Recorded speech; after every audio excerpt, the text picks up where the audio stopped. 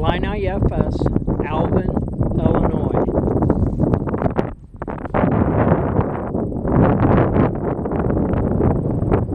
They're wanting to add and extend this bolt plant by adding a pad on the outside of these tanks with 3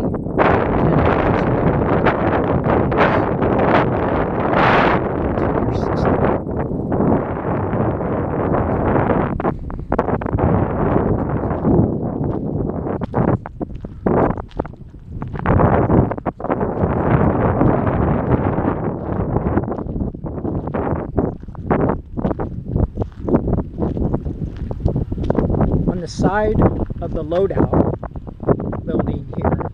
They're wanting to add a pad and unload transports into the system on the outside of the building.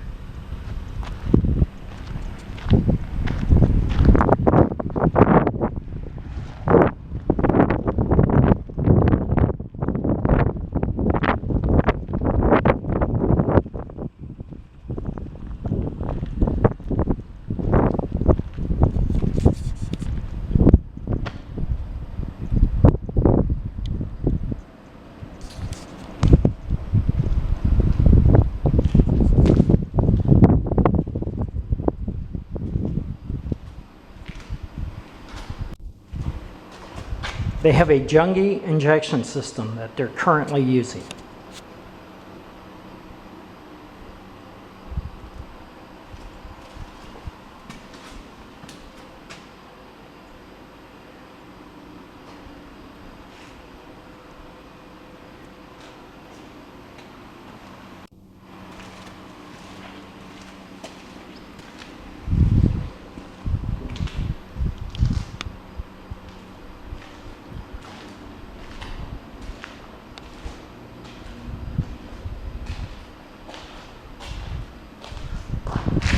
They're wanting to add a fuel boss system.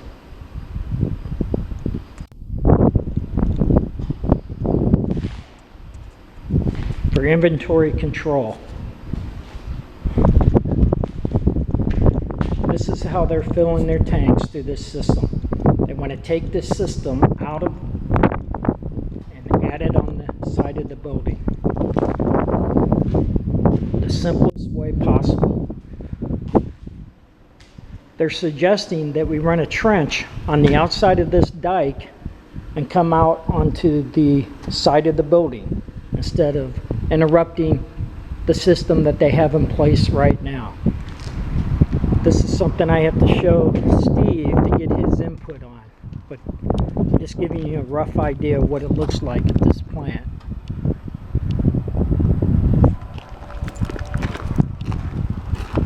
There's not room to add a single tank to this system. It's too close to the power lines, as you can see them overhead there.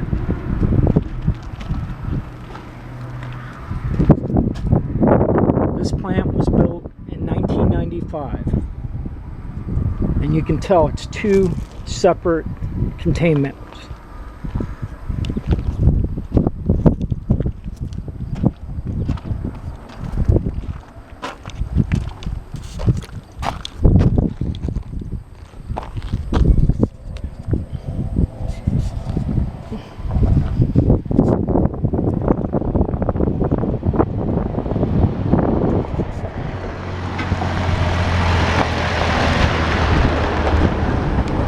This is the general area they want to add the 3 10,000-gallon double walls that they have. Used tanks, and I'll get you a video of those tanks. They were purchased and certified just a few years ago, and they bought out a competitor.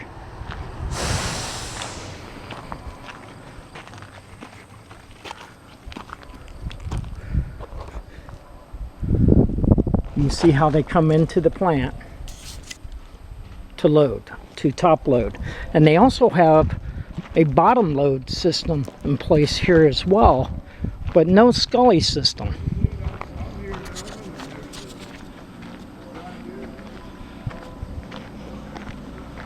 And I'll show you that bottom load layout they have.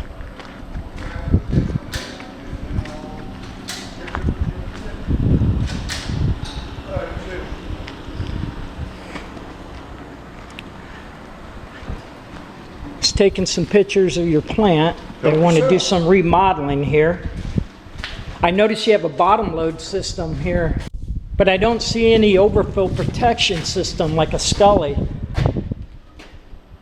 But are you bottom loading now? Well, yeah, old bottom load. We don't hook up to it. If we do overfill, it hits the floor and runs into the pit.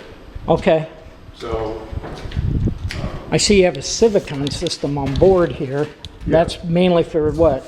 At the terminal, or yes, yes. This goes to the terminal. My grounds and stuff are in here, which I don't need to use here. Okay. So how? Okay, so you just hook it up, and if you get overfill, it just comes out on the ground. Yeah. Yeah. Okay. That's the way. But we've got, you know, the sensors in the tanks. We know the volume of the tanks. So very seldom do we ever make a mess. Sometimes, okay. I mean, not that it doesn't happen, but if you watch your lights, you don't ever have a problem. Right. Okay. That's great. But basically, we're not going to do anything with this system here. They're going to leave this the same. We're just going to add tanks on the outside, plumb into their existing lines that they have, and add a extension pad for a load in, I should say, for the transport. So at some point you have to tie those tanks into these meters then. Yeah, well, we're working on the design, how we're gonna do that. Okay. Well, I know the E85, we've got some equipment here, and I thought the E85 was going to be totally separate. I thought we were going to end up with at least one more head for the E85. Yeah, we're working on that. Okay. He's got a pump and a meter for that E85, yeah. So I'm not sure how they're gonna do it, but the guy that I work with comes up with really cool stuff. So it's all good. Thank you, sir. If this electrical room is open, and it's probably not, but I have some pictures. Yeah, it's locked. I can show you the Jungie system that's inside there. But I just wanted to give you an overview. Outside here is where they're wanting to put their the load in.